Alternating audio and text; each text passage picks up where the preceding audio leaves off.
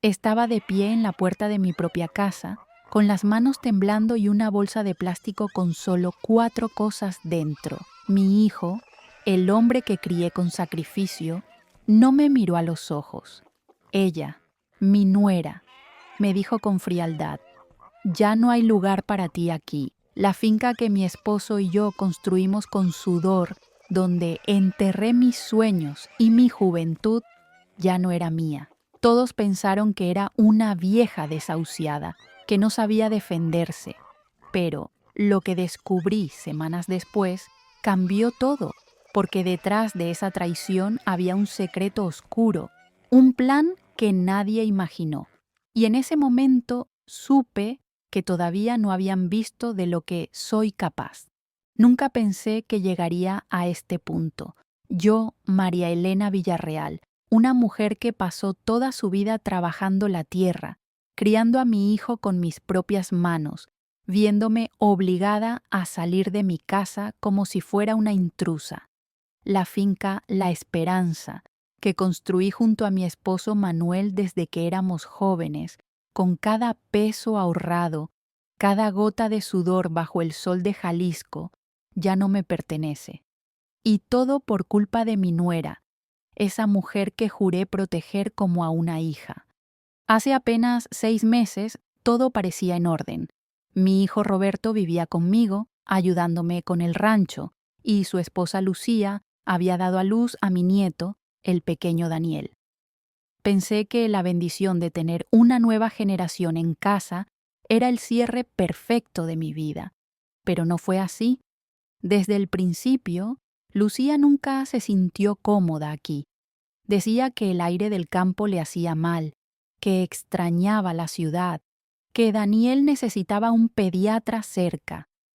Yo le abrí mi hogar, le di mi cocina, mi techo, mi corazón. Le enseñé a hacer tamales como los de mi madre, la llevé al mercado del pueblo los sábados, la presenté a mis vecinas, las mismas que me vieron criar a Roberto, pero ella nunca me vio como su suegra, sino como una carga. Empecé a notar cambios sutiles, miradas frías, silencios incómodos, excusas para no comer conmigo. Al principio, pensé que era el estrés de ser madre primeriza, hasta que un día, mientras limpiaba su habitación, algo que hacía solo cuando me pedían ayuda con las sábanas, encontré un sobre debajo del colchón. No quería espiar, pero mi nombre escrito a mano en el frente me heló la sangre. Lo abrí con manos temblorosas. Dentro había copias de documentos legales, escrituras, testamentos, poderes notariales. Mi firma estaba por todas partes, pero yo no recordaba haber firmado nada. Fue entonces cuando entendí. No era una carga para ellos, era un obstáculo, y estaban eliminándome. No dije nada. Guardé el sobre, volví a colocarlo donde estaba y fingí normalidad. Pero esa noche, mientras rezaba frente a la imagen de la Virgen de Guadalupe en mi cuarto, supe que algo terrible estaba por venir. No sabía cuándo ni cómo, pero sentía en el alma que mi familia me estaba traicionando. Y lo peor no era perder la casa, era perder a mi hijo, porque si él estaba de acuerdo con esto, entonces ya no lo conocía. A la semana siguiente, Lucía anunció que necesitaba espacio para criar a Daniel. Dijo que quería mudarse a Guadalajara, que allí había mejores escuelas, mejores médicos. Roberto, con la cabeza baja, asintió. Me ofrecieron un pequeño departamento en el pueblo, para que no estuvieras tan lejos. Pero yo sabía la verdad. Era el primer paso para quitarme todo. No protesté, no grité, solo asentí con el corazón partido. Pero en silencio, juré que no me iría sin luchar, porque esta tierra no es solo ladrillo y madera, es la promesa que le hice a Manuel el día que murió, cuidar de todo lo que construimos, y nadie, ni siquiera mi propio hijo, me lo va a arrebatar sin que yo sepa por qué. Porque detrás de esos papeles falsificados, de esas miradas frías, Hay una verdad que aún no conozco, y cuando la descubra, nada será igual. Desde aquella noche en que encontré los documentos, mi vida cambió por completo. Ya no podía mirar a Lucía a los ojos sin ver el sobre escondido bajo su cama. No podía sentarme a la mesa con Roberto sin preguntarme cuánto sabía él, cuánto había permitido. Pero no podía actuar con prisa. Si los enfrentaba directamente, me acusarían de loca, de vieja amargada, y me sacarían de la casa antes de que pudiera probar algo. Tenía que ser más inteligente, tenía que actuar como si no supiera nada.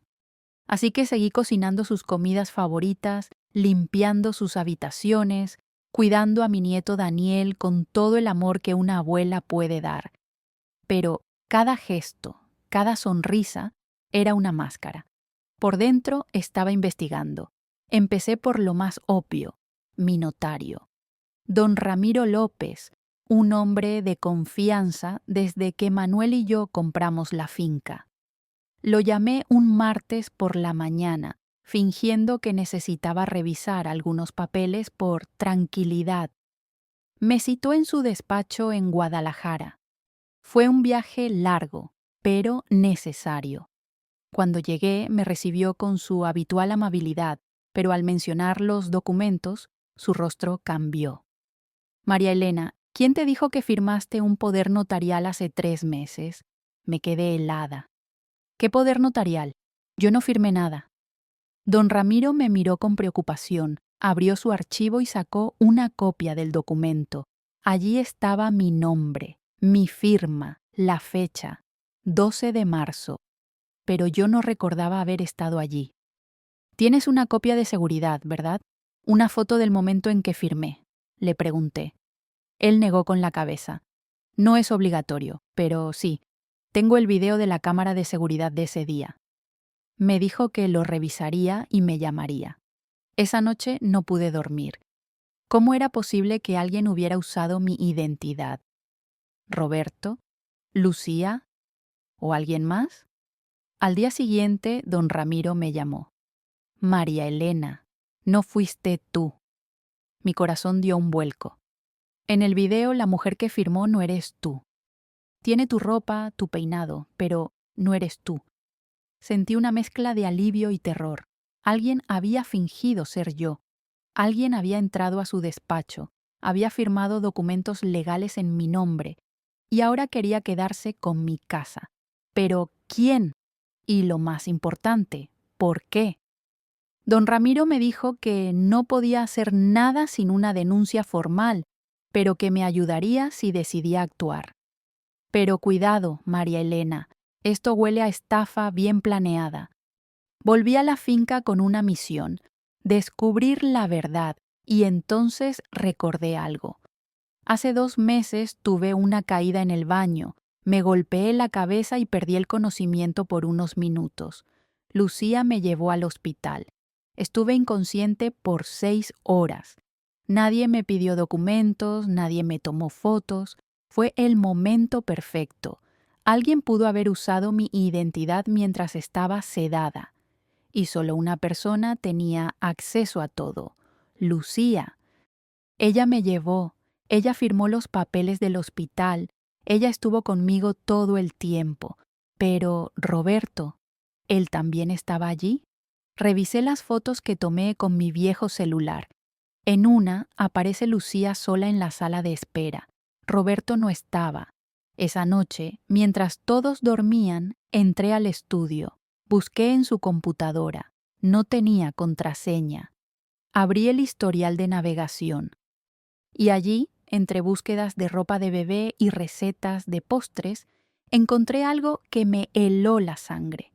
¿Cómo falsificar una firma? Notario en Guadalajara para poderes, leyes de herencia en Jalisco. No podía creerlo. Lucía no solo había planeado todo, sino que había estudiado cómo hacerlo. Pero aún faltaba una pieza del rompecabezas. ¿Dónde estaba Roberto en todo esto? Porque si él no sabía, entonces era otra víctima. Pero si lo sabía, entonces mi propio hijo me había traicionado. Decidí esperar. No podía actuar sin pruebas, pero en ese momento, mientras guardaba el celular, escuché un ruido en el pasillo. Era Lucía. Venía hacia el estudio. Apagué la computadora y salí rápido, pero no lo suficiente. Ella me vio, me miró con esos ojos fríos, calculadores, y dijo: ¿Buscabas algo, suegra? No respondí, solo sonreí y dije: solo rezaba por Daniel. Pero en mi interior supe que ya no podía fingir por mucho tiempo, porque lo que escuché después cambió todo. Aquella noche, después de que Lucía me sorprendió saliendo del estudio, supe que el tiempo se acababa. Ya no podía investigar en silencio. Ella había notado mi sospecha, y si era tan fría y calculadora como creía, no dudaría en acelerar sus planes. Tenía que actuar rápido.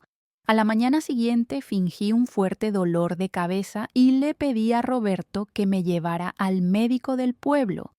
Él, preocupado, accedió. Mientras conducía, aproveché para hablarle de Manuel, de cómo construimos la finca con nuestras manos, de las noches sin luz, de los años de sacrificio. Lo vi emocionarse. Mamá, todo eso es tuyo, nadie te lo puede quitar.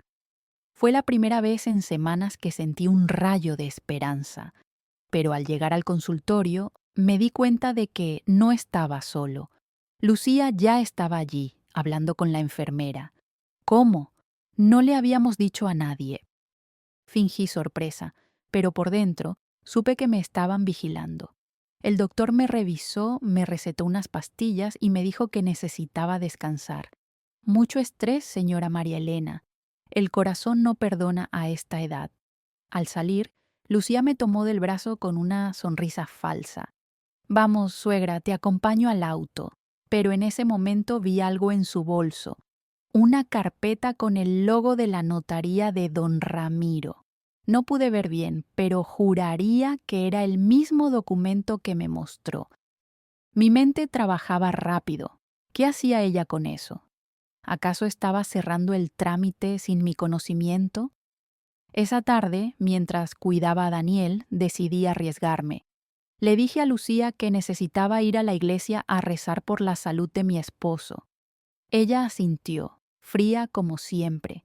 Pero en lugar de ir a la iglesia, fui directamente a la notaría de don Ramiro. Él me esperaba. María Elena, llegas justo a tiempo. Revisé todo. El poder notarial fue otorgado por una mujer que se hizo pasar por ti. Usó tu credencial, tu ropa, incluso tu perfume. Pero el video es claro. No eres tú. Además, la firma no coincide con las muestras que tengo en archivo. Es una falsificación. Sentí un alivio inmenso, pero también una rabia profunda. ¿Qué puedo hacer?, le pregunté. Puedes denunciar por falsificación de documentos y usurpación de identidad. Es un delito grave en México, pero necesitas más pruebas. Si logras demostrar que hubo un plan para despojarte de tu propiedad, podrías recuperar todo.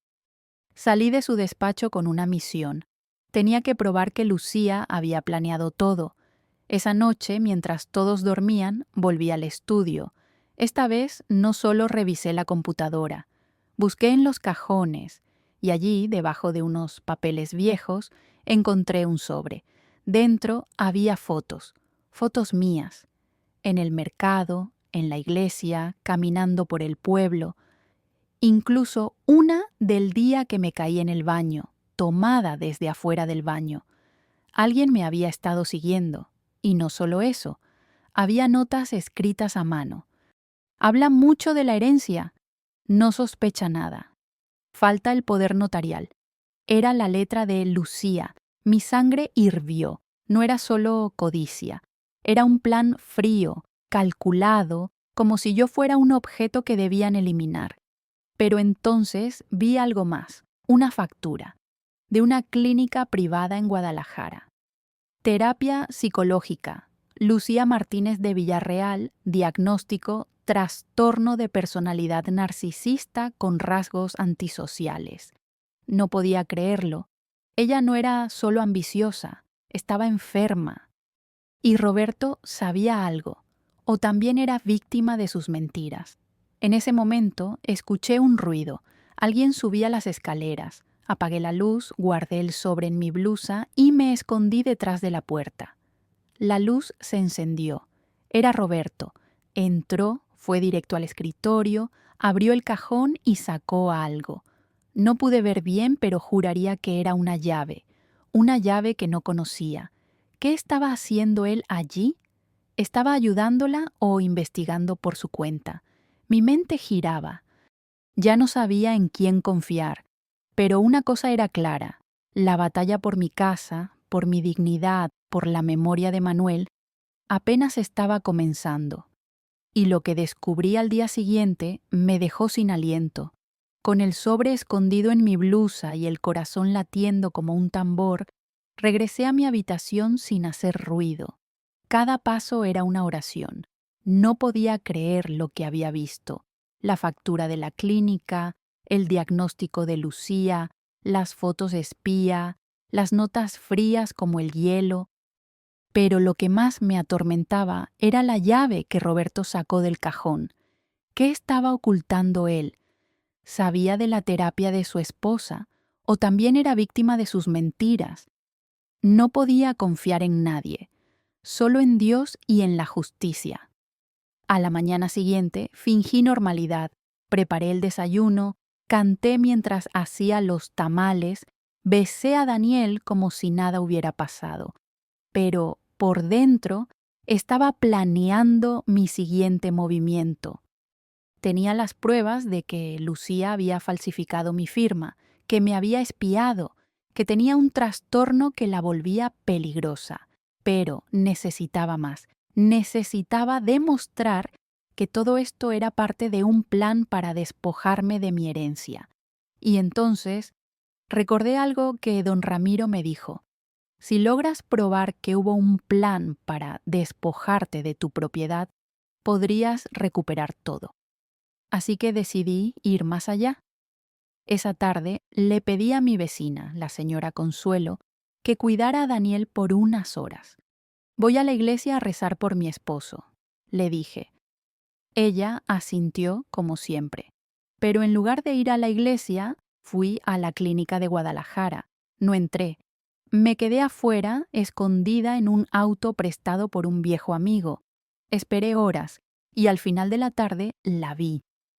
Lucía salió con una carpeta en la mano, hablando por teléfono con esa mirada fría que ya conocía. No estaba sola.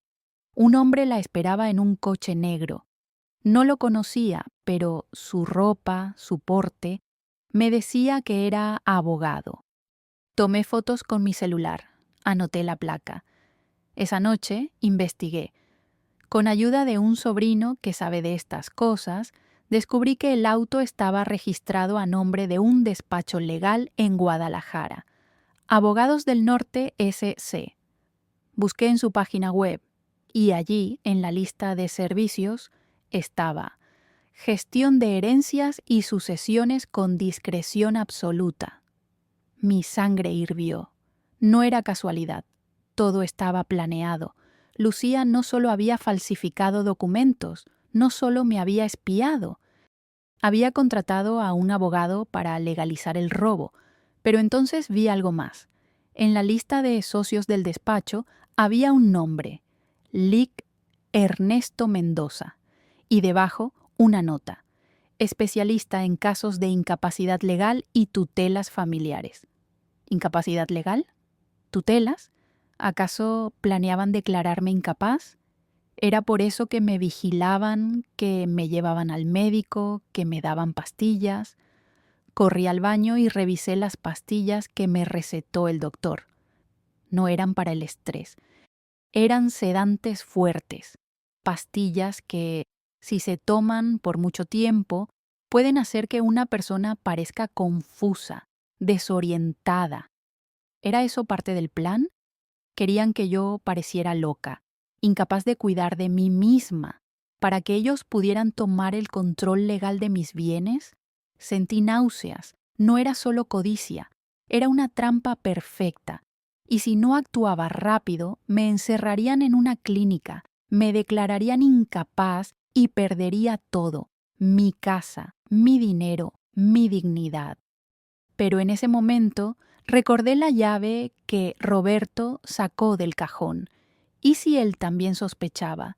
¿Y si estaba investigando por su cuenta? Decidí arriesgarme. A la mañana siguiente lo llamé a un lado. Roberto, necesito que me digas la verdad. ¿Sabes algo de un abogado, de una clínica, de que Lucía me está medicando? Lo vi palidecer. No dijo nada.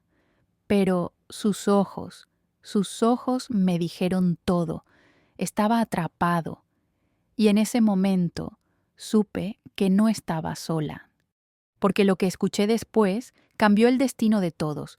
Roberto no respondió, solo bajó la cabeza, como un niño que ha sido descubierto en una mentira. Pero en sus ojos vi algo más: dolor, culpa, miedo. No era el hombre frío que me había expulsado de mi casa, era mi hijo, y estaba atrapado.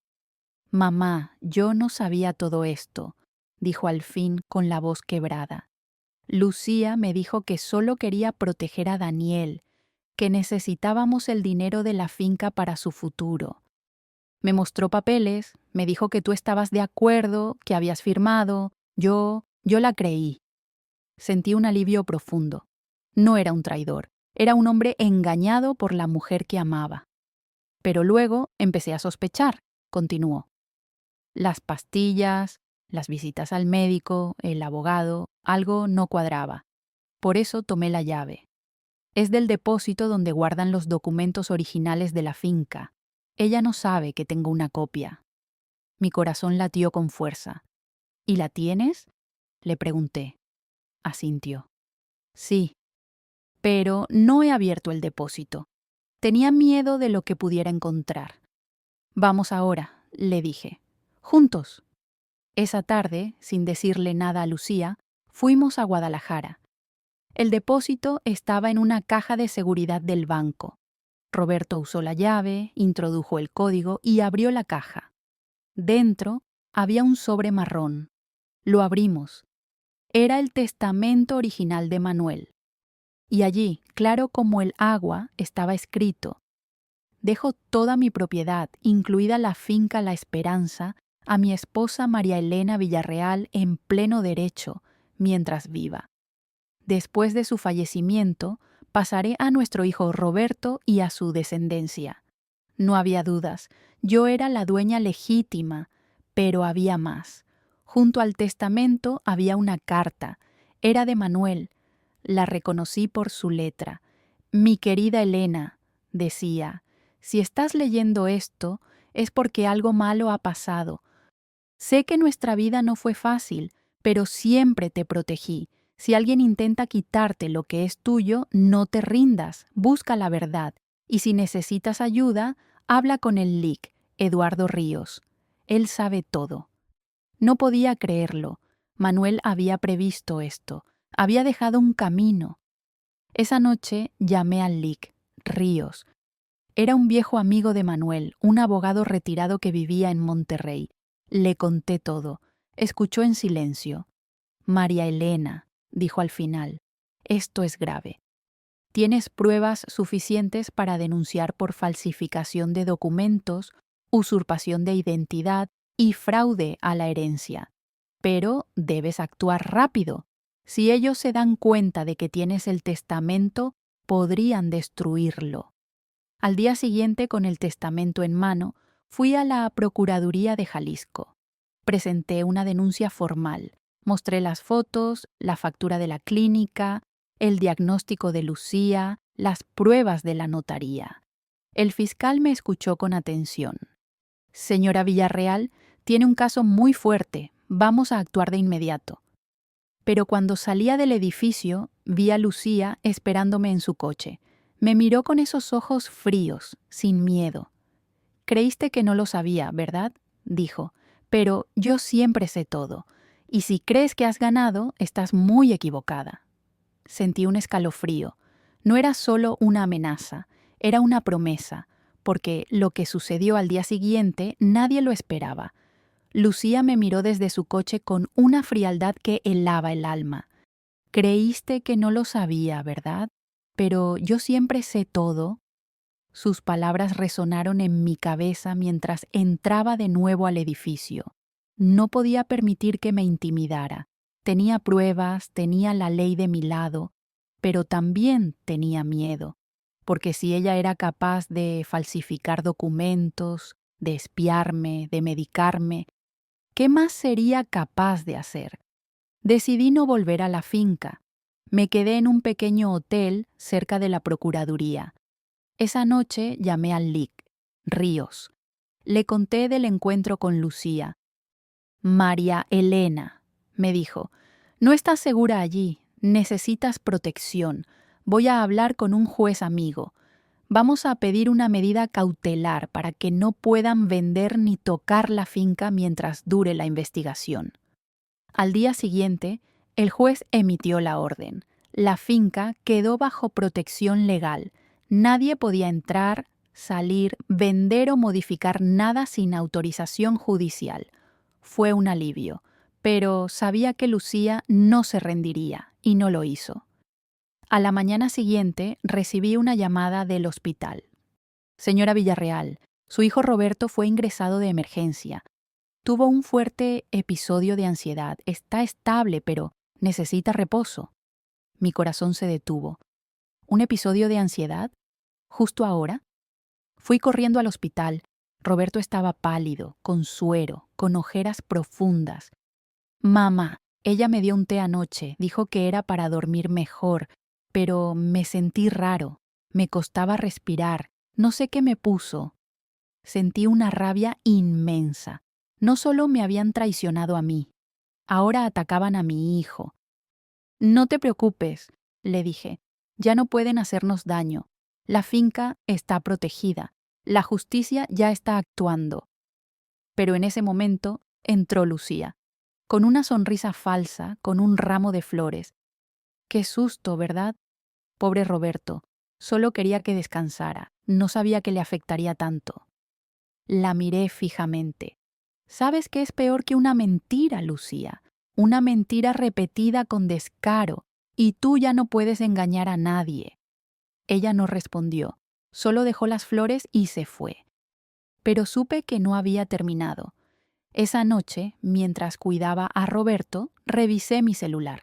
Había un mensaje anónimo. Deja el caso o perderás más que tu casa. No me asusté. Lo guardé como prueba.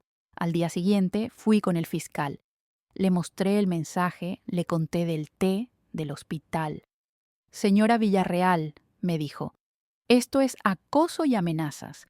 Vamos a pedir una orden de alejamiento contra Lucía Martínez. Mientras salía del edificio sentí que por fin la justicia estaba de mi lado. Pero también sabía que la batalla no era solo legal, era emocional. Era por mi familia, porque lo que sucedió al día siguiente cambió todo para siempre.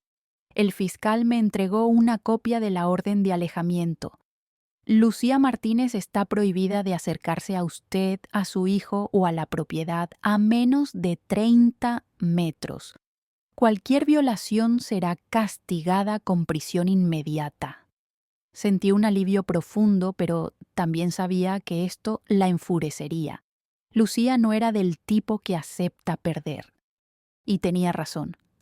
A la mañana siguiente, mientras visitaba a Roberto en el hospital, recibí una llamada de mi vecina, la señora Consuelo. María Elena, tienes que venir. Hay un camión en la finca. Están llevándose todo. Mi sangre se heló. ¿Quién? Grité. Lucía y un hombre están cargando los muebles, los animales, hasta las decoraciones de la iglesia. Corrí hacia el auto. Llamé al fiscal mientras conducía. Está violando la orden judicial. Necesito ayuda ahora. Prometió enviar a la policía de inmediato, pero no podía esperar. Llegué a la finca en menos de una hora. El camión estaba allí, lleno. Lucía supervisaba todo con frialdad, como si fuera dueña del lugar. «¿Qué estás haciendo?», grité, saliendo del coche. Ella se dio la vuelta con una sonrisa cruel. «¿Qué parece? Me estoy llevando lo que es mío. Roberto me dio todo, y tú ya no tienes lugar aquí». «No tienes derecho a nada», respondí. «La finca está bajo protección judicial». «Y estás violando una orden de alejamiento». Ella se rió. «¿Protección judicial? Eso no me asusta. Nada puede detenerme». Fue entonces cuando vi al hombre a su lado. Era el abogado, el mismo que vi saliendo de la clínica, el Ing. Ernesto Mendoza. «Señora Villarreal», dijo con voz tranquila, «estoy aquí en nombre de mi cliente. Tenemos documentos legales que prueban que el señor Roberto transfirió la propiedad a su esposa. Todo está en orden». «¿Documentos falsos?», grité. «¿Como los que falsificaron en la notaría?». No respondió. Solo hizo una señal para que los hombres continuaran. Pero en ese momento sonaron sirenas a lo lejos. La policía llegaba. Lucía vio las patrullas y su rostro cambió. «Vámonos», le dijo al abogado. «Pero dejen el camión, no queremos problemas». Los hombres huyeron. El camión quedó allí lleno de todo lo que era mío. La policía llegó y registró el incidente. El oficial me dijo que la orden de alejamiento estaba en vigor y que cualquier nueva violación resultaría en prisión, pero también me advirtió: «Señora, no desistirán, debe estar alerta». Volví al hospital con el corazón pesado. Todo lo que construí, todo lo que amé, estaba siendo robado ante mis ojos. Pero entonces Roberto despertó. «Mamá, sé lo que hizo, vi los documentos, vi lo que planeó, y yo te ayudaré». Sentí una lágrima rodar. Mi hijo había regresado. Y en ese momento supe que la batalla final estaba por comenzar, porque lo que descubrimos la semana siguiente lo cambiaría todo. La semana siguiente fue de silencio. Lucía no apareció, no llamó, no intentó entrar a la finca. Parecía derrotada, pero yo sabía que era solo el ojo del huracán. Roberto seguía en el hospital, recuperándose de lo que creíamos era un intento de envenenamiento. El médico confirmó que había sustancias extrañas en su sangre, pero no pudo identificar el origen. «Algo que causa parálisis muscular y dificultad para respirar», dijo. «No es fácil de encontrar». Eso solo me convenció más. Lucía estaba desesperada, y las personas desesperadas cometen errores. Fue entonces que el Lic. Ríos me llamó. «María Elena, encontré algo. El abogado de Lucía, Ernesto Mendoza, tiene historial. Fue acusado antes de falsificar documentos en un caso de herencia en Monterrey. El caso fue archivado por falta de pruebas, pero las víctimas desaparecieron». Sentí un escalofrío. ¿Qué quiere decir con desaparecieron? Una murió en un accidente de carro.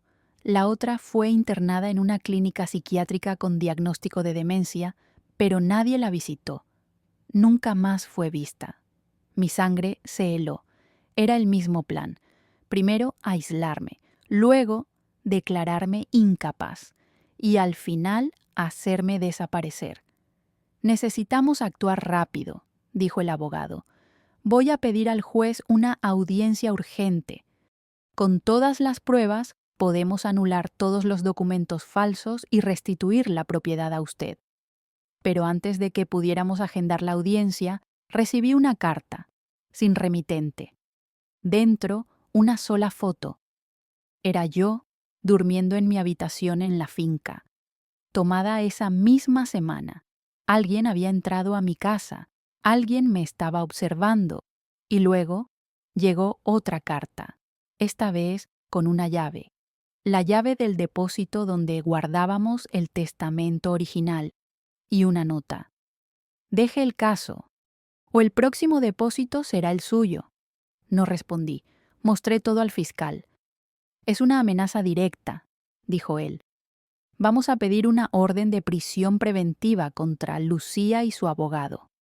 A la mañana siguiente, la policía fue a la casa de Lucía, pero ella ya se había ido. El apartamento estaba vacío. Solo quedaba una cosa: una foto de Daniel rasgada a la mitad. Mi nieto. ¿Dónde estaba? Llamé a Roberto, desesperada. Mamá, tranquila. Daniel está conmigo. Lo saqué de allí anoche. Sabía que algo malo iba a pasar. Lloré de alivio. Mi nieto estaba a salvo, pero Lucía estaba suelta y era peligrosa. Fue entonces que Roberto me entregó un sobre. Encontré esto en el bolsillo de su abrigo. No sé qué es. Lo abrí. Eran documentos, contratos, transacciones. Lucía ya había vendido parte de la finca, al abogado, a cambio de dinero. Y lo peor, había solicitado la tutela legal sobre mí. Un juez aún no había decidido, pero el proceso estaba en marcha. No solo quería mi casa, quería mi destino. Y en ese momento supe que la única forma de ganar era ir hasta el final. Porque la verdad que descubrí días después me dio la justicia que merecía. El día de la audiencia llegó. El juzgado estaba lleno. Periodistas, vecinos, incluso el padre Miguel de la iglesia del pueblo vino a apoyarme. Sentí su presencia como un abrazo. Lucía no estaba allí, tampoco su abogado. El juez los citó, pero no comparecieron. Señora Villarreal, dijo el juez, tenemos documentos muy graves: falsificación de firmas, usurpación de identidad, amenazas, intento de envenenamiento, venta ilegal de propiedad bajo protección judicial. ¿Tiene algo más que agregar? Asentí.